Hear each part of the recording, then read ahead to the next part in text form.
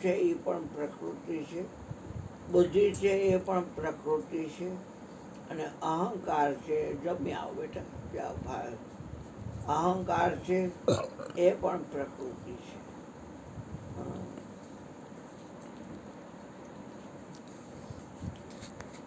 પ્રકૃતિ એટલે માયા. 2 નંબરનો આંકડો માયાનો છે.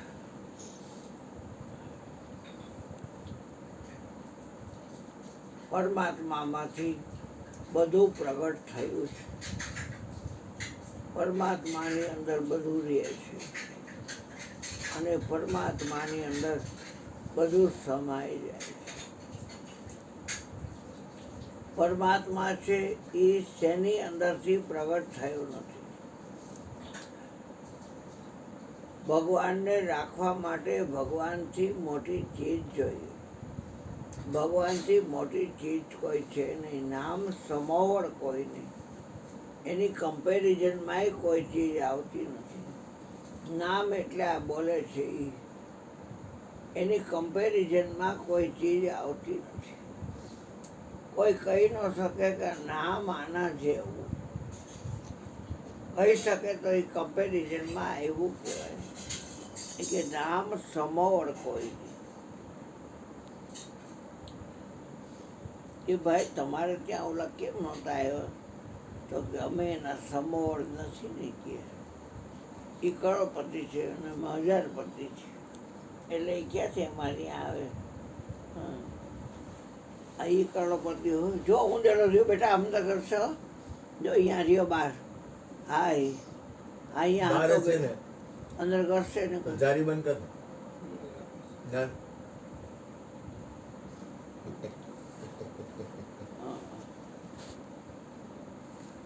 મેં જોયો બેટા, તો એ સંતો માનવા તૈયાર નથી.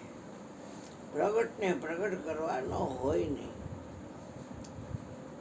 પ્રગટ થાય છે એ બધું બાયોડેટા વાળું હોય છે, વિગત વાળું હોય છે. કબીર સાહેબ જેવા કહે છે, હમ અવિગત છે ચલે આએ. વિગત નથી, અમારી કોઈ બાયોડેટા નથી. અમારે ગોત્ર નથી, ગોધન નથી, ગુરુકુળ નથી. અમારો જન્મ નથી, મરણ નથી. ગતિ અમારી અંદર સંભવતી નથી. જેની અંદર ગતિ સંભવતી ન હોય એની ગતિ એની પાસે જ હોય. ગુરુની ગતિ ગુરુની પાસ, જેવી કસ્તુરીમાં વાસ. બાપા કે 14 લોકમાં વચન રમે છે ને પીઠ બ્રહ્માંડથી ગુરુ પર છે, વચન સ્વરૂપી છે. તો 14 લોકમાં રમે છે એટલે ગતિ નો થઈ કહેવાય. એ બાપા કે મને પૂછો તો કહું કે એ ગતિ નો થઈ કહેવાય. કેમ કે એને કોઈનો આધાર નથી લીધો. વચને પૃથ્વીનો આધાર લીધો હોય તો એની ગતિ થઈ કહેવાય. આપણે શરીરને આપણે સમજીએ છીએ એટલે આપણે 5 તત્વ અને મન, બુદ્ધિ, અહંકાર, આ અષ્ટદા પ્રકૃતિનો આપણે સહારો લીધો એટલે આપણે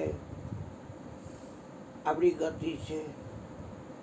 અને જો આપણે આત્મા બનીને રહીએ તો ગુરુની ગતિ ગુરુની જ પાસ, જેવી કસ્તુરીમાં વાસ.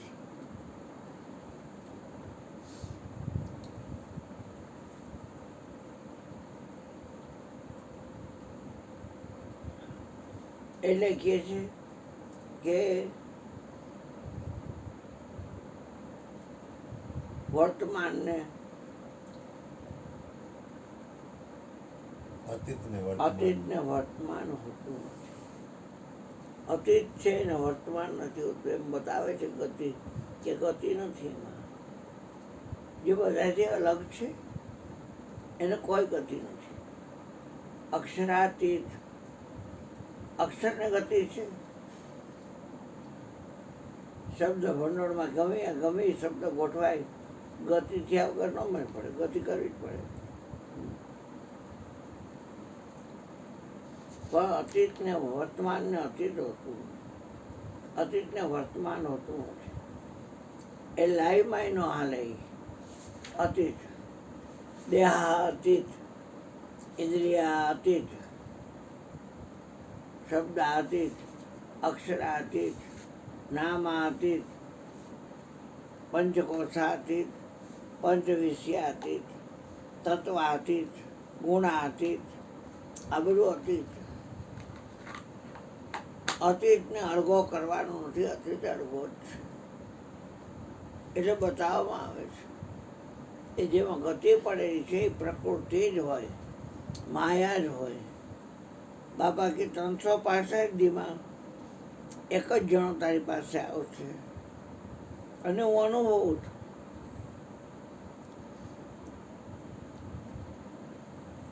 કારણ કે વ્યક્તિ તો ઘણી હોય છે, પણ તમામ વ્યક્તિમાં જે એક છે એ આવે છે. એક અહીં આવત, એક અહીં જાવત. પેલા મને ઘૂંટો નહોતો ઉતરતો, પણ ગુરુજીએ ફોલ પાડ્યો કે બે જાય ભેગા કરીને તો તને નક્કી કરાવી દો. મેં તો એ 24 જણાને ભેગા કર્યા.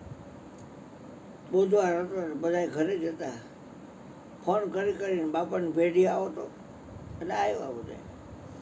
મને કે જો આ 24 જણા તું કહેશ ને કે બાપા એક જ જણો આવશે કહો છો ને 24 આવ્યા.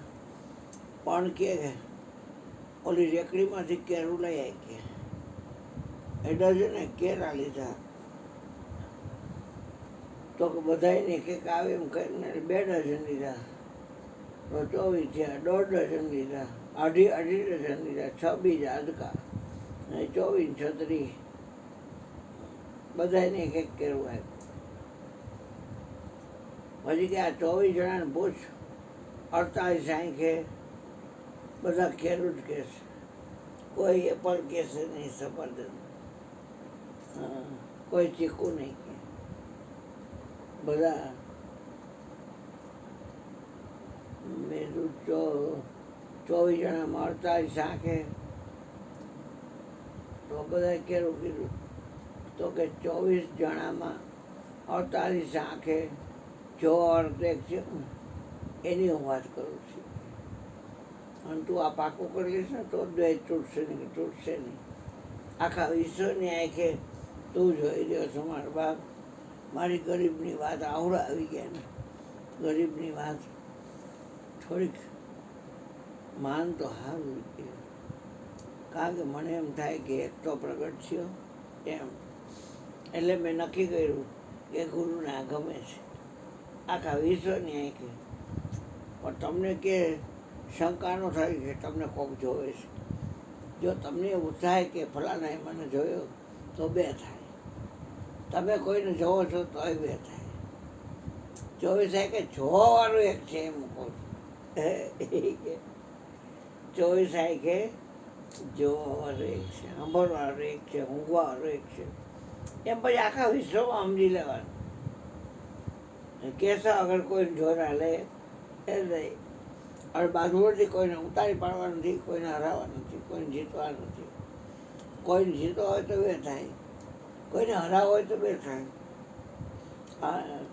કોઈને આપણે હરાવી દેવો હોય તોય 2 થાય. કોઈને આપણે જીતવું કોઈનાથી, કોઈને આપણે હરાવીને કોઈને જીતાડવું ને આપણે હારવું હોય તોય 2 થાય. આ 2 ન કરે ને એની વાત છે. અખિલ બ્રહ્માંડમાં શ્રી હરિ એક તું, જુજવે જુજવે રૂપે આનંદ ભાષે. જુદા રૂપથી આનંદ ભાષે. બાકી તો અખિલ બ્રહ્માંડમાં શ્રી હરિ એક તું. શ્રી એટલે માયા, શ્રી એટલે લક્ષ્મી, શ્રી એટલે શુભ સુકુન. અખિલ બ્રહ્માંડમાં શ્રી હરિ એક તું. હા, જુજવે જુજવે રૂપે અનંત ભાષે. ગોટાળો એમ થાય છે, ઓલો એક મુકાઈ જાય છે. પૂતળા અનેક નાચે છે, નચાવનારો ન્યારો છે. અહીં એકની જ વાત કરે છે. ઉમા દારૂ સિરકી નાહી, સબઈ નચાવત રામ ગુસાઈ. બધાને મારો રામ નચાવી રહ્યો છે. એ ધનુષધારીની વાત નથી ભાઈ. આત્મજ્ઞાનની વાત છે. આત્મજ્ઞાન વગર ભટકણ મટકે નહીં, એ ચાલુ રહે.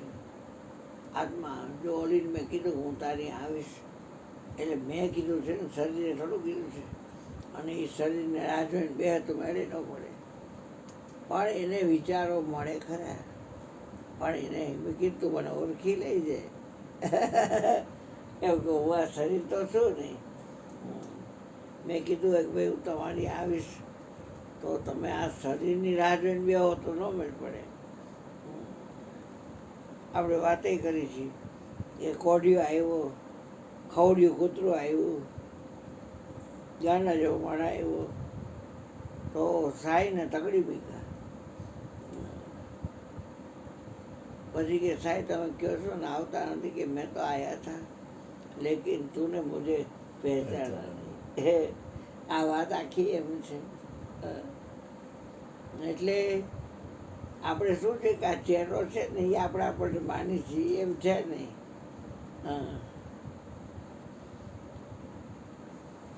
એટલે પ્રગટની ભક્તિ કરવી હોય, મીરાબાઈ બીજું જોયું નહીં. અને એ કેટલો નક્કી હતો કે ઓલો ગમે આ તલવાર મારે છે તો મીરાને લાગતી નથી.